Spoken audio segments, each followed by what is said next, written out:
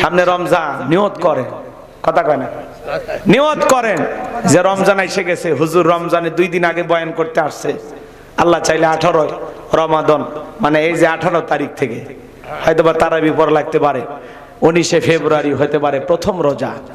রমজান আমাদের হাতছানিতে ডাকতেছে, এই তো এসে গেছে একেবারে ঘরের দুয়ারে। কথা বলেন, গুনাহ মাফের মাস রমাদান, রহমত মাগফিরাত নাজাতে ভরা রমাদান আমাদের কাছে আসছে। কথা কয় না কে? আচ্ছা চাচা, এই চাচা কি হয়েছে গো? ও চাচা, 12টা পার হয়ে গেছে, 2-1 চাচা অস্থির হয়ে গেছে। চাচি কি মিস কল দিচ্ছে নাকি? হ্যাঁ, কোন পেশা, কিসের পেশাব? আধা ঘন্টার মধ্যে পেশাব। নিয়ত করেন আধা ঘন্টায় উঠবেন না। কষ্ট হচ্ছে? আমার কথা কি বিরক্ত হচ্ছেন? খারাপ লাগতেছে? তাহলে যুবক, এই রমজান যেন আমাদেরকে পরিবর্তন করতে, পরিবর্তন করায় দেয়, এরকম একটা রমাদান দরকার আছে না নাই? রমজানের প্রস্তুতি নেওয়ার দরকার আছে না নাই? সিদ্ধান্ত নেন আমরা এই রমজানে খুবই গুরুত্বপূর্ণ কিছু আমল করব। করব তো ইনশাআল্লাহ? কথা বলেন, করব তো ইনশাআল্লাহ? এই রমজানে আমরা স্পেশাল 27টি আমল করব। জোরে বলেন কয়টি? জোরে বলেন কয়টি? 27টি আমল করব। 1 নাম্বার রমজানের চাঁদ দেখা, 2 নাম্বার রমজানের রোজা রাখা। সিয়ামকে ফরজ করে দিয়েছেন কে? আমার আল্লাহ বলেন, ইয়া আইয়ুহাল্লাযীনা আমানু কুতিবা আলাইকুমুস সিয়ামু কামা কুতিবা আলাল্লাযীনা মিন ক্বাবলিকুম লাআল্লাকুম তাত্তাকুন। সূরা বাকারার 183 নম্বর আয়াতে আল্লাহ জানিয়ে দিলেন, হে ঈমানদারগণ, হে বিশ্বাসীগণ, হে মুমিন বান্দাগণ, আমি আল্লাহ রাব্বুল আলামিন তোমাদের উপরে সিয়ামকে, রোজাকে ফরজ করে দিয়েছি। তোমাদের পূর্ববর্তী উম্মত নবী রাসূল যারা পৃথিবীর জমিন আগমন করেছিল, তাদের উপরে আমি আল্লাহ রাব্বুল আলামিন রোজাকে ফরজ করে দিয়েছিলাম। এর মাধ্যমে যেন তোমরা লাআল্লাকুম তাত্তাকুন, তাকওয়া অর্জন করতে পারো, পরহেজগারিতা অর্জন করতে পারো, খোদাভীতি অর্জন করতে পারো। রমজান আপনাকে আমাকে পরিবর্তন করার জন্য আল্লাহ তাআলা দিয়েছেন। 12টি মাসের মধ্যে স্পেশাল মাসের নাম হলো রমাদান। কথা বলেন ঠিক কিনা? আমার পূর্বে যে বক্তা আলোচনা করেছেন, সেই বক্তা আপনাদেরকে সামান্য হলে কিছু ধারণা দিয়েছেন। কষ্ট হচ্ছে আপনাদের? তাহলে রমজান মাসের স্পেশাল আমল হলো রমজানের রোজা রাখা। সিয়াম পালন করব তো ইনশাআল্লাহ। আমাদেরকে আল্লাহ তাআলা 12টি মাসের মধ্যে একটি মাস রমাদান দিয়েছেন। এই রমজানের প্রত্যেকটি সিয়াম আমরা সঠিকভাবে পালন করব, সুস্থতার সহিত। আল্লাহ তৌফিক দান করেন। জোরে বলেন আমিন। আমিন। 3 নাম্বার হলো তারাবির নামাজ আদায় করব ইনশাআল্লাহ। 4 নাম্বার হলো সাহারি খাওয়া। কি খাওয়া? 5 নাম্বার হলো দেরিতে সাহারি খাওয়া। সাহারি যখন খাবেন, যেটাকে সিহারি বলেন আপনারা, কথা বুঝলেন না? এই সাহারিটা একটু দেরিতে খাবেন। খাবো তো ইনশাআল্লাহ? এরপরে 6 নাম্বার ইফতার করা। 7 নাম্বার ইফতার তাড়াতাড়ি করা।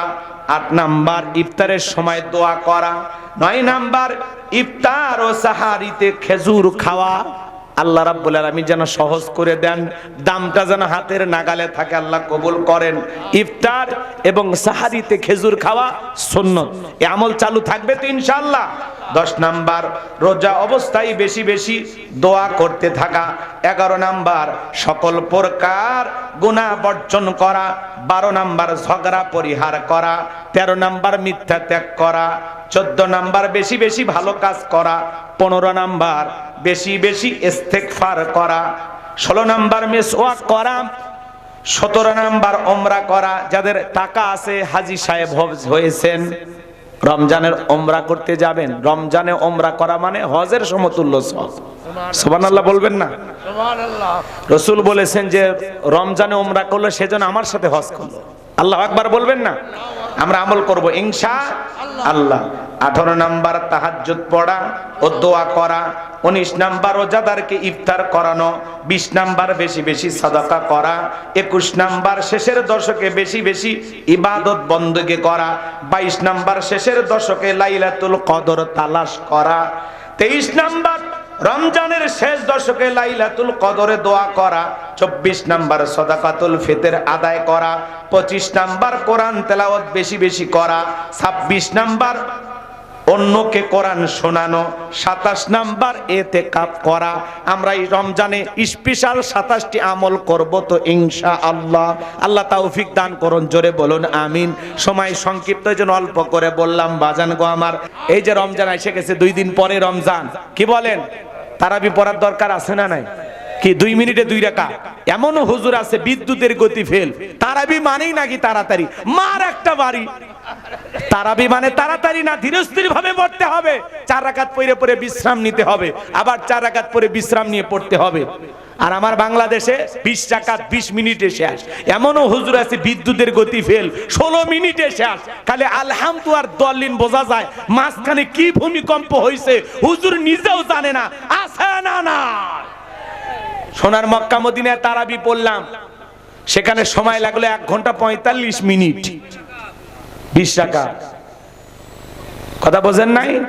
আর আপনি তারাবি পড়লেন, সময় লাগে 20 মিনিট 15 মিনিট।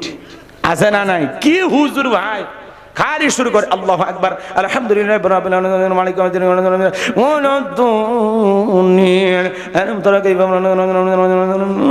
আল্লাহু আকবার।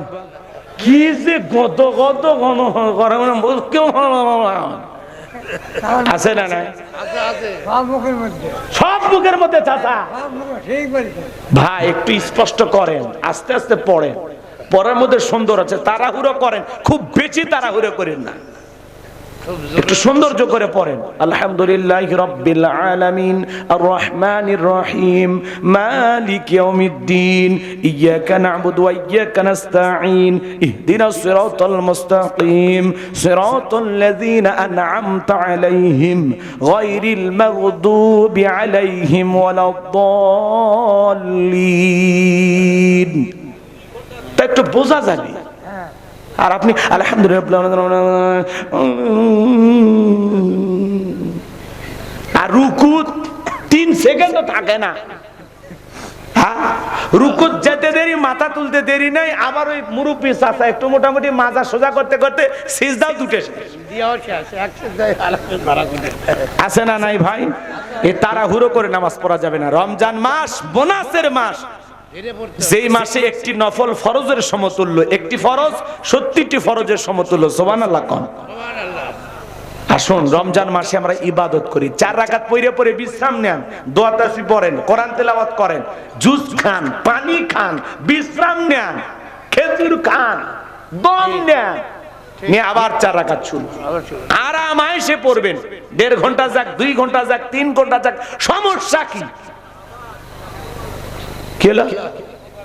পড়বেন না, ঘুমাবেন। সারা জীবনই তো ঘুমাইলেন, আর কত ঘুমাবেন? রমজান মাসে একটু কম ঘুমান, ইবাদতে বেশি মনোযোগী হন। পারবো তো ইনশাআল্লাহ? কষ্ট হয়েছে, ইনশাআল্লাহ পারবো তো ইনশাআল্লাহ। রমজান মাস আমরা ইবাদতের মাধ্যমে এই মাসটাকে লুফে নিব। এটা বোনাসের মাস, অফার চলতেছে আল্লাহর পক্ষ থেকে। ফ্রিজ কোম্পানি অফার দিলে দৌড়ে যা কিনে নিয়ে আসেন, টিভি কোম্পানি অফার দিলে, হুন্ডা কোম্পানি অফার দিলে দৌড়ে কিনে নিয়ে আসেন। তা আল্লাহ 12টা মাসের মধ্যে একটা মাস দিয়েছেন রমজান মাস। যত বেশি আমল করবেন, যত বেশি আখিরাতের অ্যাকাউন্টে সব জমানো যায়, এই মাসে যত ইবাদত করা যায়, পারবো তো ইনশাআল্লাহ। ওই যে স্পেশাল 27টি আমল আপনাদেরকে বললাম তাড়াহুড়ো করে, অনেকে তো না শুনে দৌড় মারতে চাচ্ছে। নাম রমজান আলী, কিন্তু একটা রোজাও রাখে না। নামাতর আলী, শরীরে ধাক দিয়ে যাওয়া যায় না, পুরোটা শরীর খালি গন্ধ গন্ধ। কথা কন। নাম ইমান আলী, কিন্তু ইমান সম্পর্কে কিচ্ছু জানে না। কথা বলেন, আছে না নাই? তাহলে ভাই এ রমজান মাস আমরা ইবাদত করবো তো ইনশাআল্লাহ। রমজানের সবকিছু বোঝেনি তো, নতুন করে বলার দরকার আছে? আল্লাহর কাছে এটা শুধু বলেন, আল্লাহ বাজারে আগুন লাগায় না। কথা কয় না? বাজারে আগুন লাগছে, জিনিসের দাম দেখলাম একটু করে বাড়া শুরু হয়েছে। এই সরকারের প্রথম চ্যালেঞ্জ, নতুন সরকার, 35 বছর পরে বাংলাদেশে আবারও পুরুষ প্রধানমন্ত্রী। 35 বছর পরে জনাব তারেক রহমান নবনির্বাচিত প্রধানমন্ত্রী। কথাকে বুঝতে পারতেছেন? আলহামদুলিল্লাহ, আল্লাহর কাছে এটা শুকরিয়া যে পুরুষ আমাদের শাসক হয়েছে। কথা কয় না? এই জায়গাতে আমরা শান্তি পাইলাম। যেই দলেরই আসতো পুরুষ আসতো। কথাকে বুঝতে পারছেন? আর আমরা পুরুষও কি ভোট দেওয়া। যারা হেরে গেছেন তারা পরাজিত হননি, আলহামদুলিল্লাহ অনেক দূরে এগিয়ে গেছেন। আল্লাহ চাইলে কাঙ্ক্ষিত লক্ষ্যে একদিন পৌঁছে যাবেন ইনশাআল্লাহ। কিন্তু যারা বিজয় লাভ করেছেন তাদের এখন দায়িত্ব, প্রথম দায়িত্ব জনাব তারেক রহমান এবং তার এমপি মন্ত্রী সকলের দায়িত্ব হবে রমজানে বাজারটা লাগাম টেনে ধরা, যাতে দ্রব্যমূল্যের বাজারে আগুন না লাগে। বাজারটাকে নিয়ন্ত্রণ করতে হবে। অসাধু কালো বাজার ব্যবসায়ী এবং বাজার ব্যবসায়ীদের যে সিন্ডিকেট আছে এটা ভেঙে দিতে হবে। কথা বলে ঠিক কিনা? আজকে চিনির দাম বেশি, সোলার দাম বেশি, এই দাম বেশি, ওই দাম বেশি, এগুলো কেন হবে? পৃথিবীর অন্যান্য রাষ্ট্রে রমজান উপলক্ষে জিনিসের দাম কমায় দেওয়া হয়, দ্রব্যমূল্যের দাম কমায় দেওয়া হয়, যাতে রোজাদার ভালোভাবে রোজা রাখতে পারে, সিয়াম পালন করতে পারে। আর বাংলাদেশে কিছু অসাধু ব্যবসায়ী আছে রমজানকে টার্গেট করে থাকে, যে রমজান আসলে 11 মাসের সব ব্যবসার ঘাটতি লস পোষায়া নেবে। কথা বলেন ঠিক কিনা? এদের এই হারাম টাকারা খাইতে পারবে না, জনগণের উপরে জুলুম করে এই টাকা নিলে এরা খাইতে পারবে না, সব ব্যবসায়ী একদিন ধ্বংস হয়ে যাবে। কথা বলে ঠিক কিনা? অতএব হালাল ব্যবসা করেন, জিম্মি কইরেন না, জনতার উপরে জুলুম করবেন না। আল্লাহ ব্যবসায়ীদেরকে হেদায়েত দান করেন। জোরে কোন আমিন। আপনারা মানে খুব কষ্ট হইলেন আমার কথায়, বিরক্ত হইছেন। আল্লাহ হেদায়েত দান করেন। জোরে কোন আমিন। জবান ছেড়ে সবাই পড়ুন, আউযু বিল্লাহি মিনাশ শাইতানির রাজিম, বিসমিল্লাহির রাহমানির রহিম। বিতাড়িত মুর্দাত শয়তানের কাছ থেকে আল্লাহ পাকের কাছে আশ্রয় প্রার্থনা চাচ্ছি। পরম করুণাময় অসীম দয়ালু আল্লাহ তাআলার নামে শুরু করছি। ইন্না আ'তাইনাকাল কাউসার ফাসাল্লি লিরাব্বিকা ওয়ানহার ইন্না শানিয়াকা হুয়াল আবতার। আল্লাহু আকবার। যে কোন আয়াত বা সূরা তাফসীর করতে হলে কোন প্রেক্ষাপটে কোন সময় আল্লাহ তাআলা সেই সূরাটি বা আয়াতটি নাজিল করেছেন, সে নাজিলের প্রেক্ষাপট জানা দরকার আছে না নাই? আরবিতে বলা হয় শানে নজুল। যদি শানে নজুল আলোচনা করা হয় তাহলে তাফসীর বুঝতে সহজ হয়। তাহলে কোন সময় কোন প্রেক্ষাপটে আল্লাহ তাআলা এই সূরাটি নাজিল করেছেন একটু কি বলার দরকার আছে? আমি কি বলবো? কষ্ট পাবেন না তো ইনশাআল্লাহ? একটু তাকবীর দেন, লিল্লাহি তাকবীর।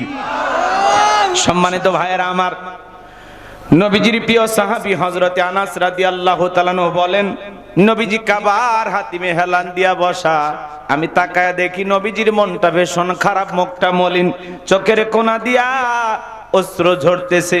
হযরতে আনাস ডেকে বলেন, কিছুটা সময় অতিবাহিত হয়ে যাওয়ার পরে আমি তাকায়া দেখি আমার নবীজি মুস্কি মুস্কি হাসতেছেন। আল্লাহু আকবার বলেন। হযরতে আনাস ডেকে বলেন, নবী গো, এই মাত্র দেখলাম মনটা খারাপ, মুখটা মলিন, চোখের কোনা দিয়ে অশ্রু ঝরতেছে, আবার কেনই বা মুস্কি মুস্কি হাসেন? আমার নবী কেন কাঁদেন, কেন হাসেন? এর পেছনে রহস্য আছে না নাই? নবীজির কান্না করার কারণ হলো নবীজির কলিজার টুকরা ছেলে সন্তানগুলো জন্ম নেয় আর এক এক ছেলে সন্তানগুলো মারা যায়। আবুল কাসেম মারা যায়, আবু তাকের মারা যায়, ইব্রাহিম মারা যায়। বাবা হিসাবে নবীর মনেও কষ্ট লাগে কিনা? ছেলেগুলো জন্ম নেয় আর এক একে মারা যায়। অন্যদিকে নবীজির কাছের চাচা নাম হলো আবু লাহাব, ডেকে বলে, ভাতিজা, তোমার বংশে ভাতিজা কেউ থাকলো না, তুমি একটা লেজ কাটা, তুমি একটা নির্বংশ, তুমি একটা হাত খুঁড়ে চোরে কন্যা, উযুবিল্লাহ।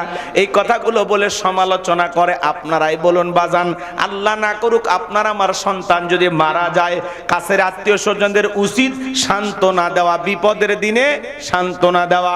বাবা তুমি সবর করো, ধৈর্য ধারণ করো, জীবন মৃত্যুর মালিক আল্লাহ। আল্লাহ সন্তান দিয়েছে, আল্লাহ নিয়েছে, মন খারাপ করো না। আল্লাহ যদি চায় বছর না ঘুরতে আবারও তোমাদের ঘর আলোকিত করে সন্তান দিতে পারেন, তিনি কে? তাহলে কাছের মানুষদের উচিত বিপদের দিনে সান্ত্বনা দেওয়া। কিন্তু নবীর চাচা আবু লাহাব এতটাই খারাপ, আবু জেহেলের চাইতে আবু লাহাব বেশি খারাপ। আল্লাহ আবু জেহেলের নামে কোনো সূরা দেয় নাই, কিন্তু আবু লাহাবের নামে দিয়েছে। কথা বলেন ঠিক কিনা? শুধু আবু লাহাব খারাপ না, ওর বউ খারাপ, এরা স্বামী স্ত্রী দুটেই খারাপ। এটা সূরা লাহাবের তাফসীর করলে আপনারা বুঝতে পারবেন, কিন্তু ওই দিকে যাওয়ার সুযোগ নাই বাজান। একে তো সন্তান হারানোর ব্যথা, আবার আপন মানুষদের সমালোচনা। কাছের মানুষ যদি সমালোচনা করে মনের কষ্টটা কমে না বাড়ে? ঘরের মানুষ যদি সমালোচনা করে, একেবারে নিকটতম আত্মীয়, খারাপ লাগে না? ওই যে যুবকেরা বলে পর মানুষে দুঃখ দিলে দুঃখ মনে হয় না, আপন মানুষ দুঃখ দিলে মেনে নেওয়া যায় না। কথা বলেন ঠিক কিনা? কাছের মানুষের দুঃখটা বেশি লাগে কলিজায়। কথা বলেন। আচ্ছা, এই পৃথিবীর জমিনে আল্লাহ তাআলা অনেক নবী রাসূল পাঠিয়েছেন, তাদেরকে আল্লাহ তাআলা সন্তান দিয়েছেন।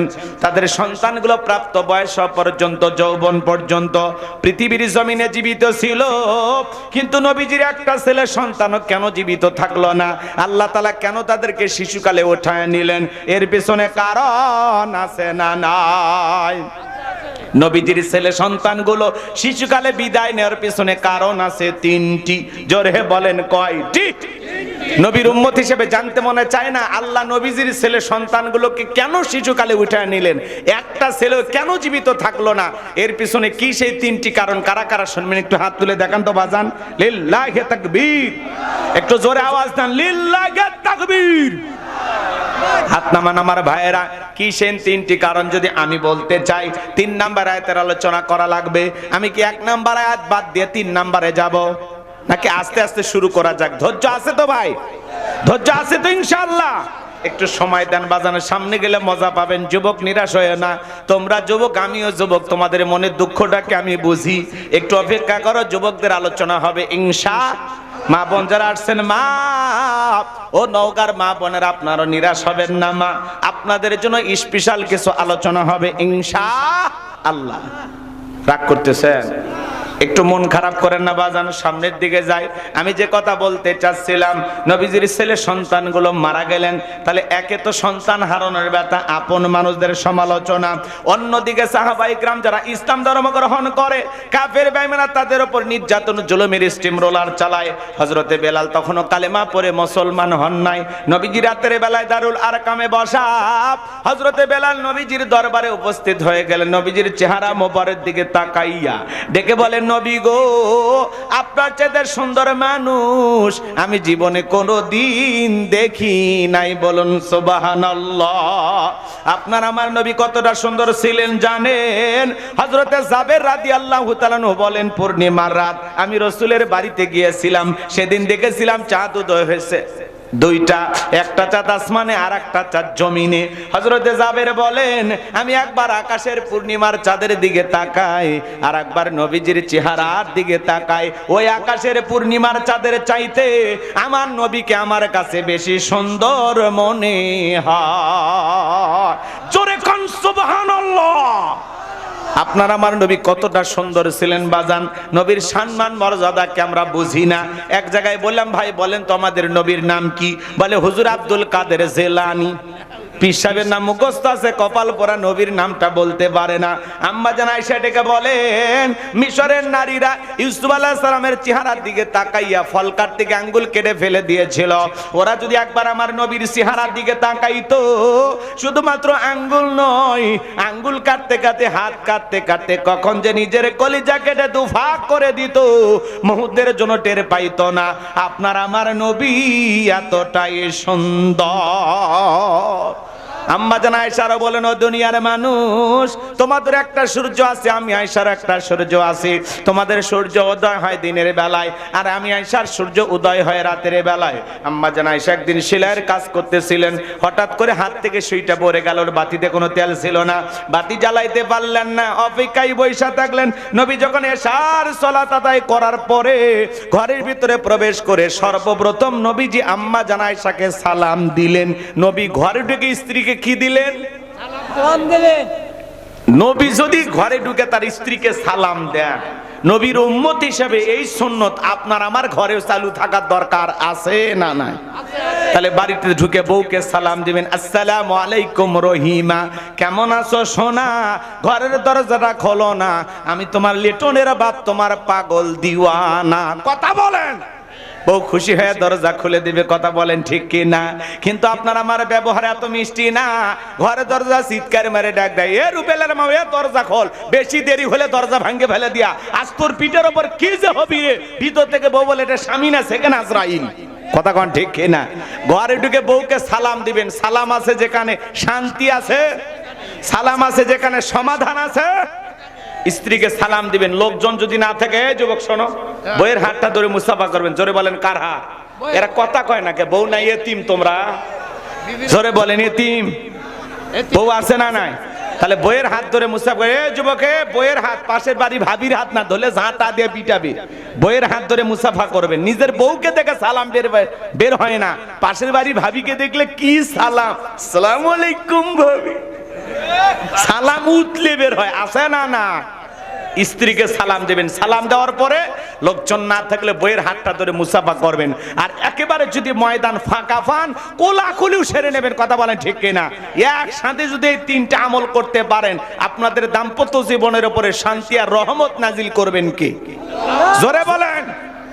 আজকে সংসার জীবনের সুখ নাই, সকালে বিয়ে সন্ধ্যায় তালাক, কথা কন, সন্ধ্যায় বিয়ে সকালে তালাক, এরকম ঘটনা আছে না না? এজন্য দাম্পত্য জীবনে সুখ আর শান্তি যদি পেতে চান, স্লোগান শোনেন না? আপনি কি দাম্পত্য জীবনে অসুখী? সুখ আর শান্তি যদি পেতে চান, নবীজির 4টি সুন্নত প্রত্যেকটি ঘরে ঘরে আমল করা লাগবে। জোরে বলেন কয়টি সুন্নত? জানার দরকার আছে না নাই? এই 4টি সুন্নত যদি প্রত্যেকটা স্বামী স্ত্রী তাদের দাম্পত্য মৃত্যু পর্যন্ত সম্পর্ক টিকে থাকার গ্যারান্টি, কথা বলেন ঠিক কিনা?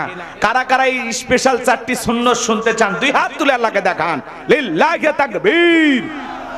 হাত নামান। আমি যদি এখনই শুরু করি, আলোচনা এলোমেলো হয়ে যাবে, আমাকে একটু সময় দেয়া যাবে তো ইনশাআল্লাহ? একটু মনে করে দেবেন, আমি শেষের দিকে বলার চেষ্টা করব ইনশাআল্লাহ। এই যুবক, তাহলে বাড়িতে যা কারে সালাম দিবা? অনেকে বলে হুজুর শরম লাগে। হ্যাঁ, শরম লাগে। বিয়ে করে 3টে সন্তানের বাপ হয়ে গেলেন, আপনার শরম করে না? বউরে সালাম দিদিকে শরম লাগে, এটা শরম না শয়তানি? কারণ এর শরম বেশি হইলে আর বউয়ের তো বাচ্চা হওয়ারই কথা না, কথা কর ডেকে না।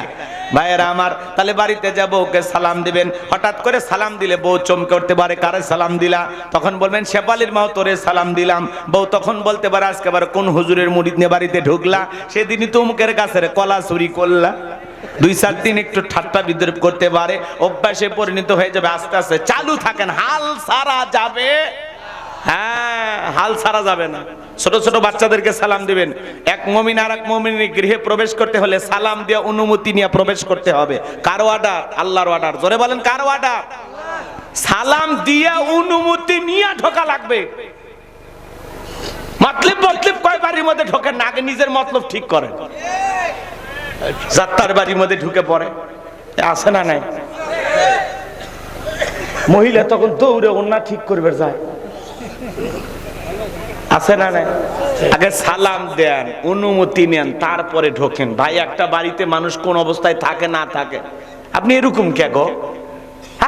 মানুষ হবেন না, কথা কন, মানুষ হবেন না। কবে মানুষ হবেন? এই দেশের মানুষের বিবেক ভাই দিন দিন। নওগাঁ শুনছেন আজকে মঙ্গলবারের ঘটনা, কুকুর জবাই করে খাসির গোস্ত বিক্রি করিচ্ছে। হাই, এই দেশের মানুষ আর মানুষ হবি না ভাই। আরে ভেড়া বিক্রি কর, তাও তো খাওয়া যায় হালাল, কথা কর না কে? ভেড়া বল, খাসি বলে বিক্রি কর, তাও হয়। তা বলে কুত্তা বিক্রি করবি? কুকুর নিয়ে এসে খাসি বলে বিক্রি করছে।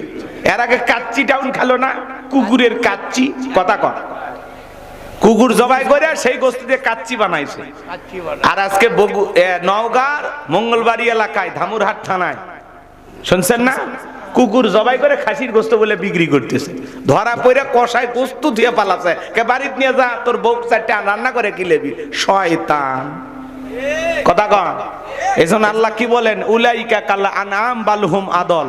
কিছু কিছু মানুষ আছে যারা চতুষ্পদ জন্তু জানোয়ারের চাইতেও নিকৃষ্ট, কথা বলে ঠিক না? এরা তো মানুষ না, যারা কুকুর জবাই করে খাসি বলে বিক্রি করে, এরা তো মানুষ না, এরাও পশু, এরাও কুকুর, কথা কন ঠিক না? কুকুর কুকুর চেনে, মানুষের কাছে কুকুরের গোস্ত খাসি বলে বিক্রি করছে। এরাও কুকুর। জিন্দা জব করলে তো মনে দুঃখ যাবি না, করছুটা কি? হ্যাঁ? ঠ্যাং চার ঠ্যাং কাটালে আবার ওর কাছে যা দেখেন কত যুক্তি কয়, হুজুর সুদ খাওয়া হারাম, সেটা খাচ্ছেন, আর কুত্তার গোস্ত দুই একদিন খেলে কি হবে, সেই শয়তান যুক্তি আছে কিন্তু কথা রাগ করতেছে, কয় হুজুর এটা হারাম ওইটা হারাম, তো ওটা খাচ্ছেন কেন? এক বুঝে বিকে এলে পরে বলতেছে রাগ করতেছেন আপনারা। হ্যাঁ, ঠিকই ঠিক। এই দেশে মরা মুগরি খাওয়ায় না মানুষকে, হোটেলে বিক্রি করতেছে না, পচা গোস্ত খাওয়াচ্ছে না, টেরি পাচ্ছেন না। টেরি পাচ্ছে না। এই জন্য এই দেশে অনেক ধরনের অপকর্ম হয়, দুর্নীতি হয়। রাগ করতেছেন আপনারা?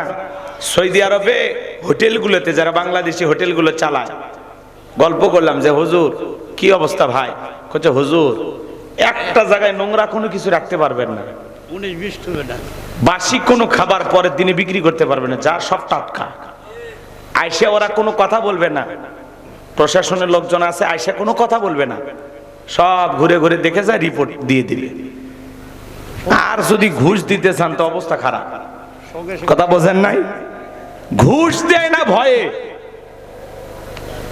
আর আর ওই প্রশাসনের কারণে হোটেল সব সময় পরিষ্কার পরিচ্ছন্ন, কোনো দুই নাম্বারই কারবার হয় না।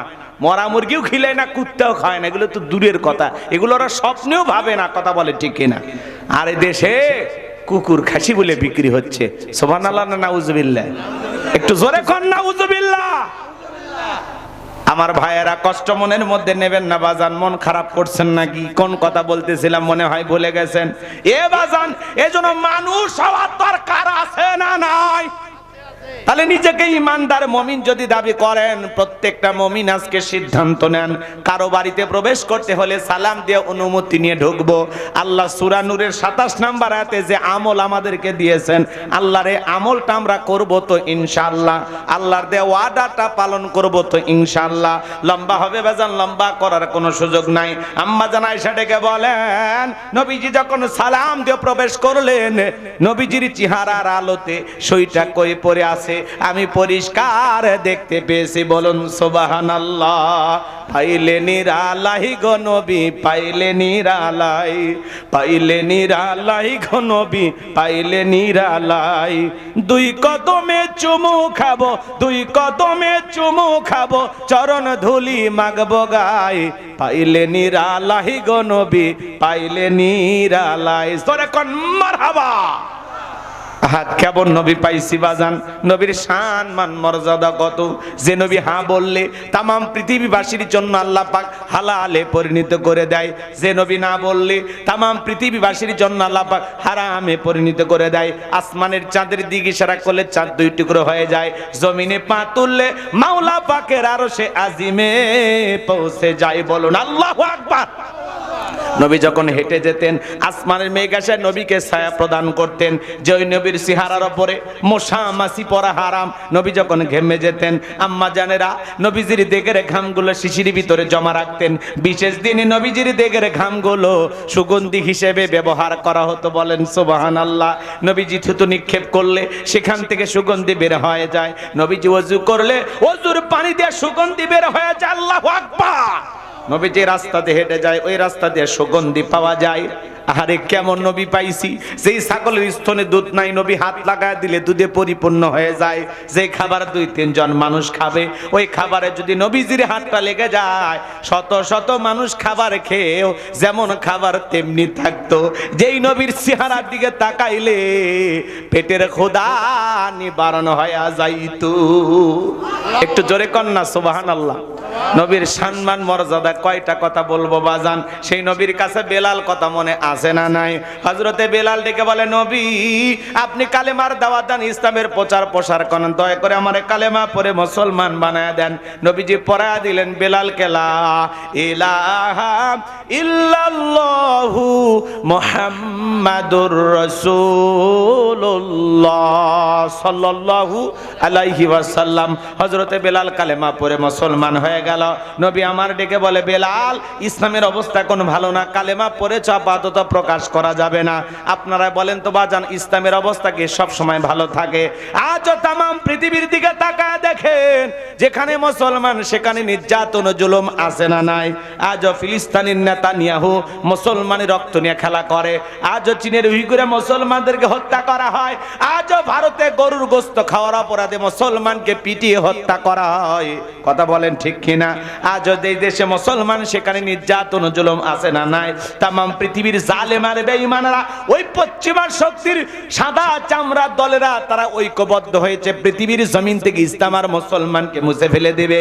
কিন্তু ওরা তো জানে না ইসলামের সুইচ আছে কার হাতে? আল্লাহর হাতে।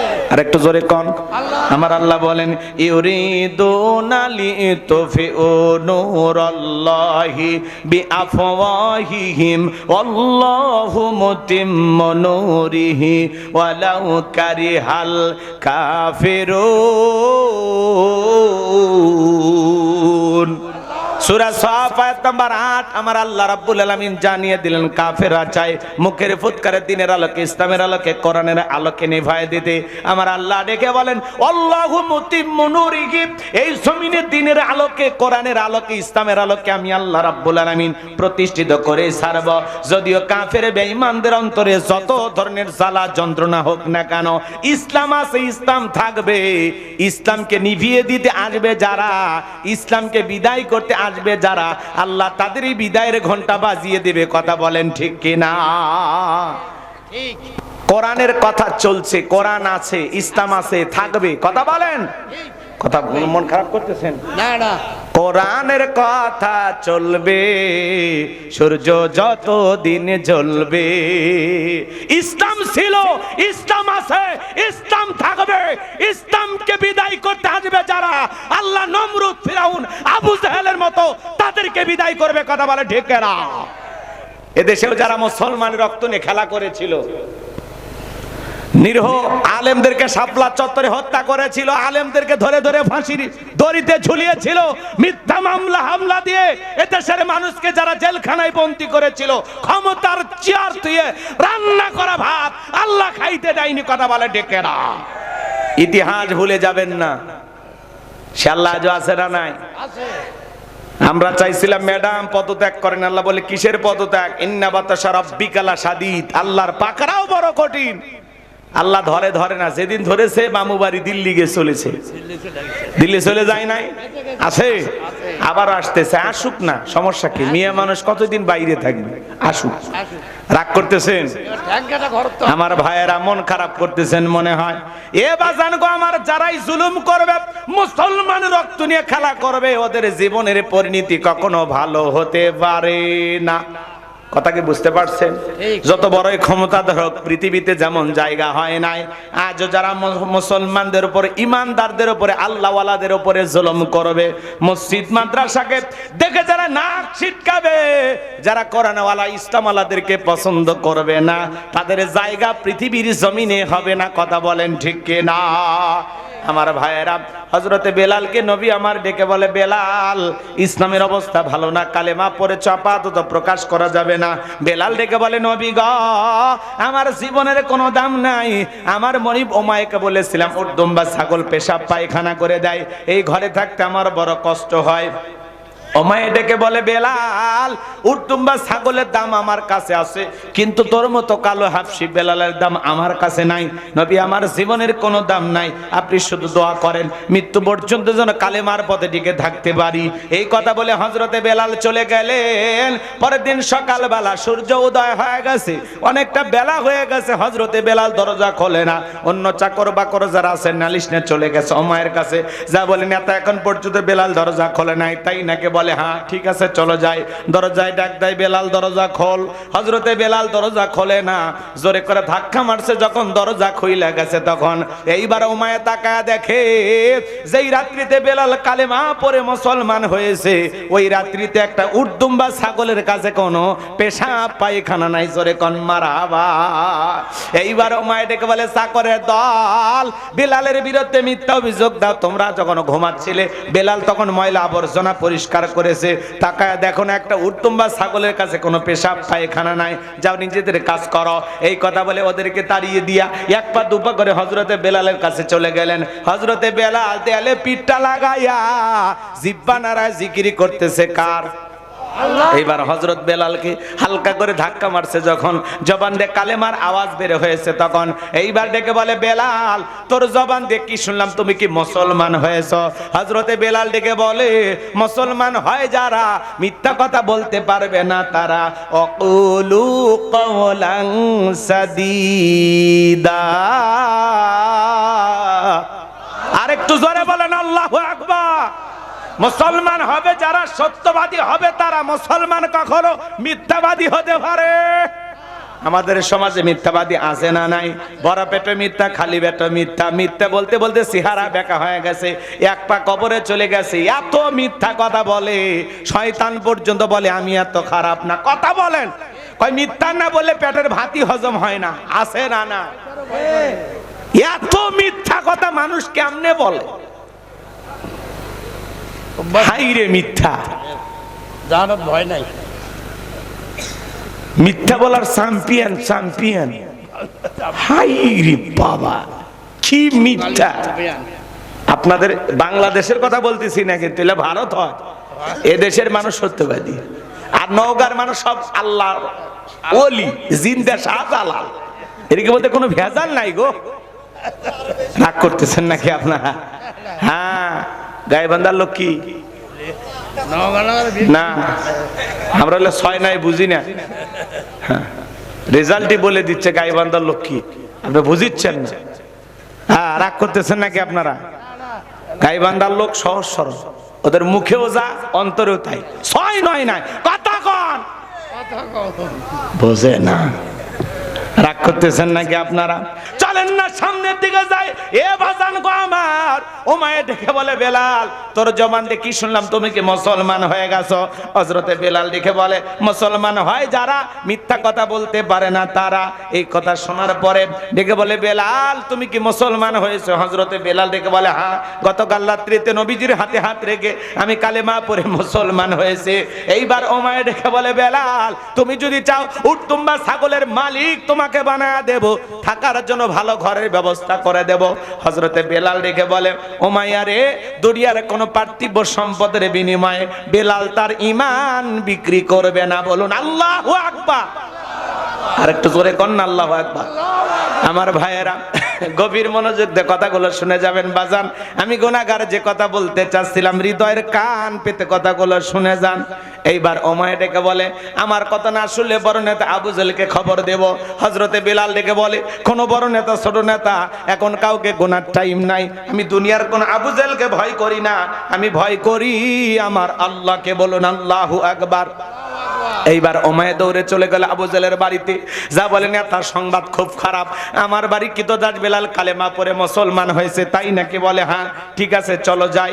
আমার ভাইয়েরা, আবু জেলের কিছু সাঙ্গপাঙ্গ ক্যাডার মাস্তান ছিল, যাদের কাজই হলো মুসলমানদের উপর নির্যাতন জুলুম চালানো। আজও তামাম পৃথিবীর দিকে তাকায় দেখবেন, জালেমদের বিশেষ একটা বাহিনী থাকে, যাদের কাজই হলো টুপিওয়ালা দাড়িওয়ালা ইমানদার আল্লাহওয়ালাদের উপর নির্যাতন জুলুম চালানো। কথা বলেন ঠিক কিনা? আবু জেল তার সাঙ্গপাঙ্গ নিয়ে বেউমায়ের বাড়িতে হাজির হইয়া ডাইকে বলে, বেলাল এইদিকে আসো, তুমি কি মুসলমান হয়েছো? হযরতে বেলাল ডেকে বলে, হ্যাঁ, নবীজির হাতে হাত রেখে আমি মুসলমান হয়েছি।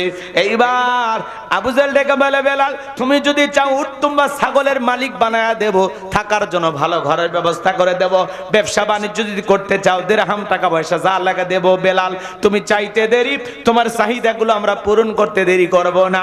হযরতে বেলাল ডেকে বলে, আবু জেল রে, দুনিয়ার সব সম্পদ যদি আমি বেলালকে দিতে চাও, দুনিয়ার সব সম্পদ ছাড়তে রাজি, নবীজির কালেমা ছাড়তে রাজি নাই। বলেন আল্লাহু আকবার। বেলালের মতো খাঁটি ইমানদার মুসলমান যারা দুনিয়ার কাছে বিক্রি হবে না তারা। কথা বলেন। মুনাফিক মার্কা মুসলমান যারা টাকার কাছে বিক্রি হয়ে যাবে তারা, টাকার জোরে ফতুয়া ঘরে, টাকা পাইলে বাতিলের 5 আটা গোলাম হয়, টাকা পাইলে বৈধকে অবৈধ বলে ফতুয়া দেয়, অবৈধকে বৈধ বলে চালিয়ে দেয়। কথা বলেন। এক প্যাকেট বিরিয়ানি খায়া কয়, ম্যাডাম আপনি জান্নাতি, টিকিট কনফার্ম করে যাচ্ছি। কথা কন না ভাই, ঠিক এরকম হুজুর নাই? শোনেননি ঘটনা? প্রতিদিন নাম ধরে বলা লাগবি না না না হালকা টাচ দিলে বুঝেন? হালকা বলছি কত হুজুর আছে বাতিলের পা চাটা গোলাম, দুনিয়ার সুযোগ সুবিধা পাইলে, টাকার বস্ত্রের গন্ধ পাইলে কয় না তা আপনি যে ফতুয়া ঘুরিয়ে দিয়েছেন ওইটাই ঠিক, ওইটাই হাদিসে আছে, ওইটাই কোরআনে আছে। কথা বলেন না কেন? ইবলিস শয়তান টাকার জোরে ফতুয়া ধরে বৈধকে অবৈধ বলে চালিয়ে দেয়, আর অবৈধকে বৈধ বলে ফতুয়া দেয়। আছে না? না, আছে আছে লম্বা করা যাবে না, রাত অনেক গভীর হয়ে যাবে, কষ্ট আপনারা পাবেন। সংক্ষিপ্ত করে বলে দিয়ে যাই বাজান গো আমার, যে কথা আমি বলতে চাচ্ছিলাম, হযরতে বেলালের কথা শোনার পরে আবু জেহেল ডেকে বলে, বেলাল সোজা আঙ্গুলে ঘিউ না উঠলে আঙ্গুল একটু বাঁকা করা লাগবে, এত বড় লোভনীয় প্রস্তাব দিলাম, রাজি হইলা না। এইবার যুবকদের বলে, এ যুবকেরা দল, বেলালকে চাবুক দিয়ে পিটানো শুরু করো। এইবার হযরত বেলালকে চাবুক দিয়ে পিটানো শুরু করা হলো। ওরা যত জোরে চাবুক মারে বেলাল তত জোরে কালেমা পড়ে। বলুন আল্লাহু আকবার। এইবার চাবুক দিয়ে পিটাইতে পিটাইতে কালো চামড়া গুলো ফেটে রক্ত ঝরা শুরু হয়ে গেল। আবু জেহেল ডেকে বলে, বেলাল চাবুক দিয়ে মারতে মারতে কালো চামড়া গুলো ফেটে রক্ত ঝরতেছে রে বেলাল, তবু কি নবী মুহাম্মদ সাল্লাল্লাহু আলাইহি সাল্লামের কালেমা ছাড়বি না? হযরতে বেলাল ডেকে বলে, আবু জেহেল রে, মারতে মারতে যদি মেরেও ফেলে দাও জীবনটা দিতে রাজি, নবীজির কালেমা ছাড়তে রাজি নাই। বলেন আল্লাহু আকবার। এইবার আবু জেহেল ডেকে বলে, এ যুবকের দল, বেলালের পায়ের রশি লাগা উটের পায়ের সঙ্গে বাঁধো, আরবের উত্তপ্ত গরম বালিতে শেষরায় শেষরিনে ঘোরো। আরবের বালিগুলো এত গরম বাজান, চাল দিলে মরি হয়ে যায়। এই উত্তপ্ত গরম বালিতে বেলালকে শেষরাইয়া শেষরিনে গোড়া গলো, বাবলা গাছের কাটাগুলো জিব্বার ভিতরে পেরেকের মতো মারা গেল। বিকেল বেলা নিয়ে এসে ডেকে বলে, বেলাল চাবুকটা পিটাইলাম, পায়ে রশি লাগাইয়া নিয়ে ঘুরলাম, এত নির্যাতন জুলুম করা হলো রে বেলাল, তবু কি নবী মুহাম্মদ সাল্লাল্লাহু আলাইহি সাল্লামের কালেমা ছাড়বি না? হযরতে বেলাল ডেকে বলে, আবু জেহেল রে, মারতে মারতে যদি বেরাও ফেলে দাও, বেলালের নিঃশ্বাস থাকবে যতদিন, বেলাল কালেমার পথে টিকে থাকবে ততদিন। একটু জোরে বলেন না আল্লাহু আকবার। আমার দরদের ভাইরা, এবার আবু জেহেল ডেকে বলে, এ যুবকের দল, বড় একটা পাথর নিয়ে আসে বেলালের বুকের উপরে চাপায়া দাও। চাল বড় একটা পাথর নিয়ে আসে হযরতে বেলালের বুকের উপরে চাপায়া দেওয়া হলো। আবু জেহেল মনে করলো পাথরের চাপার আঘাতে বেলাল মারা যাবে, এই কথা ভেবে কাফেররা চলে গেল।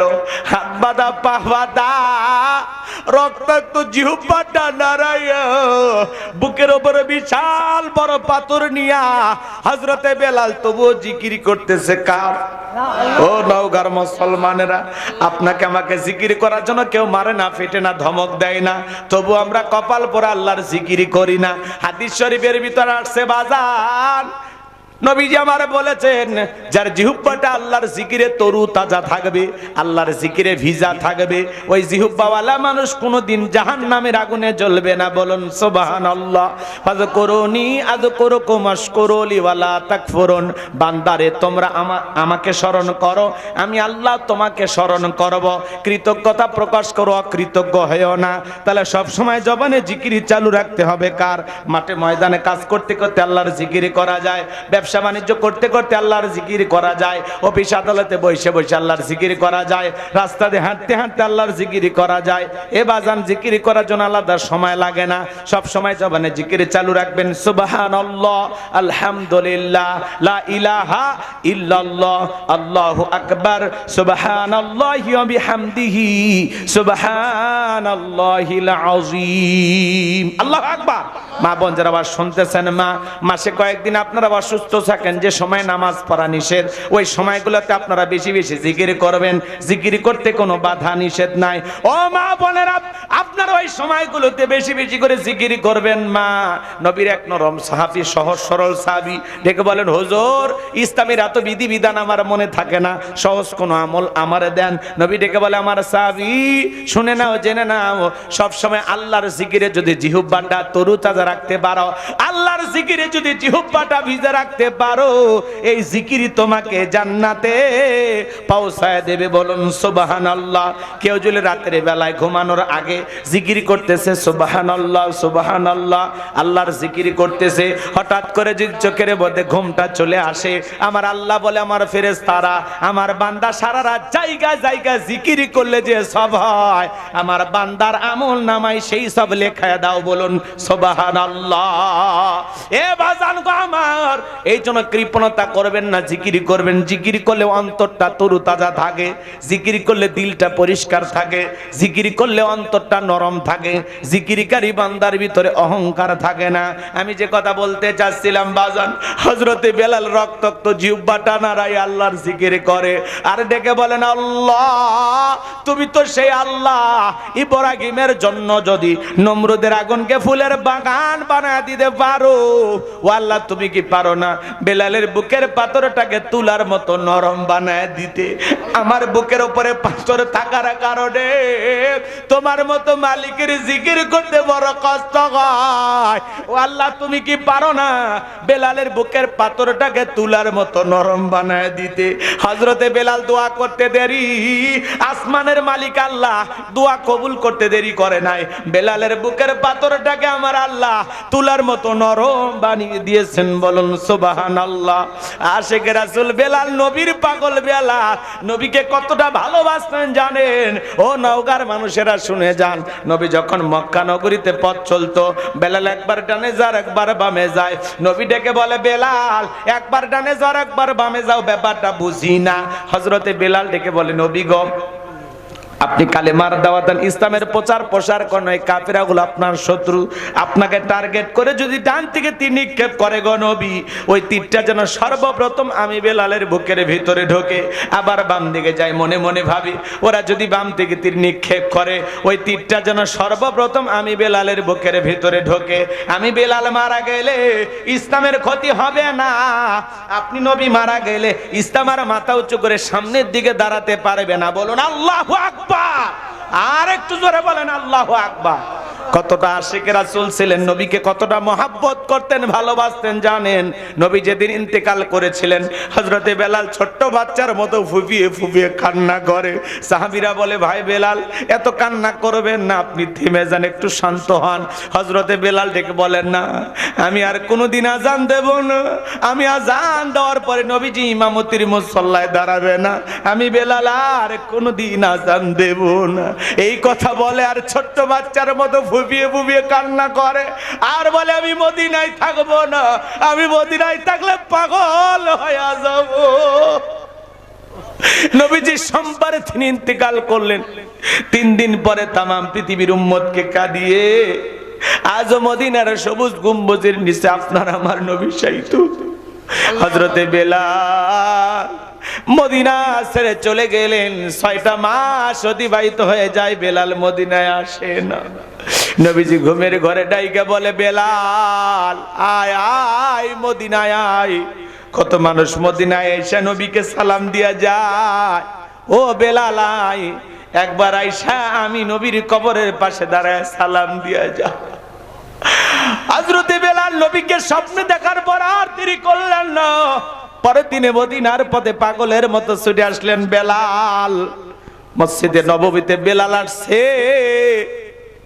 চতুর্দিক দিয়ে মানুষ ভেঙে ভেঙে আসছে বেলালকে দেখার জন্য। হাজার হাজার সাহাবীরা আসছে বেলালকে দেখার জন্য। ছোট ছোট বাচ্চারা পর্যন্ত বলে, মা মদিনায় বেলাল আসছে, একটু বেলালকে দেখে আসি। সবার মুখে একটাই কথা, ও বেলাল দাও না একবার আজান দাও। কতদিন হয়ে গেল তোমার কণ্ঠে আজান শুনতে পাই না। ইসলামের প্রথম মুয়াজ্জিন বেলাল, যে বেলাল জমিনে আজান দিলে ওই আজান আল্লাহর আরশে আজিমে পৌঁছে যাইতো। ওই আজান শুনে আসমানের দ্বার ফেরেশতারা খুলে দিত। বেলাল বলে, না আমি আজান দেব না, আমি আজান দেওয়ার পরে নবীজি ইমামতির মুসল্লায় দাঁড়াবেন, আমি বেলাল আর কোনদিন আজান দেব না। নবীর নাতি হাসান আর হোসাইন দৌড়ে আইসে যখন বেলালের 2টা হাত ধরেছে, হযরতে হোসাইন হাতটা ধরে যখন ডেকে বলে, নানু ভাই নানাও চলে গেছে, তুমিও আমাদেরকে ছেড়ে চলে গেছো। ও নানু ভাই, দাও না একবার আজান দাও। কতদিন হয়ে গেল তোমার কণ্ঠে আমরা আজান শুনতে পাই না। হযরতে বেলাল হুসাইনের চেহারা দিকে তাকায়া দেখে, মনে হয় মদিনার নবীর চেহারাটা ভাইসে উঠছে। মনে হয় মদিনার নবী ডাইকা বলে, বেলাল দেন একবার আজান দে, আমি নবী কতদিন হয়ে গেল তোর আজান শুনতে পাই না। হযরতে হোসাইন যখন হাতটা ধরে নানু ভাই বলে ডাকে দে, বেলাল আর দেরি করতে পারলেন না। হোসাইন অনুরোধে বেলাল আবারও মদিনায় এসে আজান দিলেন। বলুন আল্লাহু আকবার। যখনই বেলাল বলেছেন আশহাদু আন্না মুহাম্মাদুর রাসূলুল্লাহ, বেলাল জ্ঞান হারায়া পড়ে গেলেন। আল্লাহু আকবার। কতটা নবীর পাগল ছিলেন কেমনে বোঝাবো, লম্বা হবে বাজান, লম্বা করার কোনো সুযোগ নাই। বেলালের বুকের উপরে পাথর নির্যাতন জুলুমের কথা নবীর কান পর্যন্ত যখন পৌঁছে গেল, নবী তখন আর দেরি করলেন না। আবু বকরকে ডেকে বলে, আবু বকর, ও আমার আবু বকর, যাও তুমি আমার বেলালের জন্য একটা কিছু করো। হযরত আবু বকর সিদ্দিক রাদিয়াল্লাহু তাআলা আনহু কয়েক গুণ দাম বেশি দিয়া গোলামীর জীবন থেকে হযরত বেলালকে আজাদ করলেন, মুক্ত করলেন। বলুন আল্লাহু আকবার। আরেকটু জোরে বলেন আল্লাহু আকবার। এই যখন ইসলামের অবস্থা, একদিকে সন্তান হারানোর ব্যথা, কাফেরদের সমালোচনা, সাহাবায়ে কেরামদের উপর নির্যাতন ও জুলুম, এই জন্য নবীজির মনটা ভীষণ খারাপ, মুখটা মলিন, চোখের কোণা দিয়ে অশ্রু ঝরতেছে। বলেন তো বাজান, নবীর যখন মন খারাপ, নবীকে সান্ত্বনা দেওয়ার দায়িত্ব কার? আরেকটু জোরে বলেন আল্লাহ। আল্লাহ নাম কইতে কি কষ্ট হয়? নবীকে সান্ত্বনা দেওয়ার দায়িত্ব কার? আমার আল্লাহ দেখে বলে, জিবরাইল আমার বন্ধুর মা নাই, বাবা নাই, আমি স্যার আমার বন্ধুর কেউ নাই রে জিবরাইল। আমার বন্ধুর মনটা হয়েছে ভারী, আমি আল্লাহ সইতে নাহি পারি। লাহু মাহফুজ থেকে সূরা কাউসার নিয়ে যায় আমার বন্ধুর উপরে নাজিল কর তাড়াতাড়ি। বলুন আল্লাহু আকবার। নবী তখন মুস্কি মুস্কি হাসলেন, আর দেখে বলুন আমার সাহাবীরা, আমার মুস্কি হাসি দেওয়ার কারণ হলো এই মাত্র আসমান থেকে জিবরাইল এসে আমার উপরে সূরা কাউসার নাজিল করলো। নবী তখন সাহাবায়ে কেরামদের সামনে তেলাওয়াত করলেন, জবান ছেড়ে আরেকবার পড়ুন, ইন্না আ'তাইনাকাল কাউসার ফাসাল্লি লিরাব্বিকা ওয়ানহার ইন্না শানিয়াকা হুয়াল আবতার। আল্লাহু আকবার।